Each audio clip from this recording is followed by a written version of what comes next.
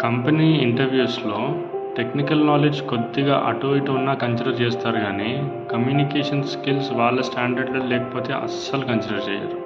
ఎందుకంటే, ఒక కంపెనీలో జాయిన్ అయిన తర్వాత ఒక టీమ్‌లో వర్క్ చేసేటప్పుడు అక్కడ జరిగేదంతా టెక్నికల్ వర్కే కాబట్టి, మీరు కొద్దో గొప్పో అటు ఇటు అయినా గానీ ఫ్రెషరే కాబట్టి నేర్చుకుంటాడులే అనే మైండ్ సెట్‌తో ఉంటుంది.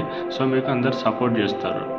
కానీ కమ్యూనికేషన్ పరంగా చూసుకుంటే అసలు మీరేం చేస్తున్నారో మీరు కంఫర్టబుల్‌గా వాళ్ళతో ఇంటరాక్ట్ అవ్వలేకపోయినా ఎక్కడో ఒక దగ్గర మిస్‌కమ్యూనికేషన్ అయ్యి ఆ రోజు లేదా ఆ వీక్ లేదా ఆ మంత్ వర్క్ అంతా కూడా వేస్ట్ అయ్యే ఛాన్సెస్ చాలా ఎక్కువగా ఉంటాయి. అండ్ అందరితో మాట్లాడకుండా సైలెంట్‌గా నా పని నేను చేసుకుంటా అనే యాటిట్యూడ్‌లో ఉంటే ఒక kind of negative culture create అయ్యే ఛాన్సెస్ ఉంటాయి. అందుకే అటువంటి వాళ్ళని మంచి మంచి కంపెనీస్‌లో హైర్ చేసుకోరు. ఫ్రీగా ఉండాలి, అందరితో మాట్లాడాలి, ట్రాన్స్‌పరెన్సీ ఉండాలి. అదే ఎక్స్‌పెక్ట్ చేస్తారు.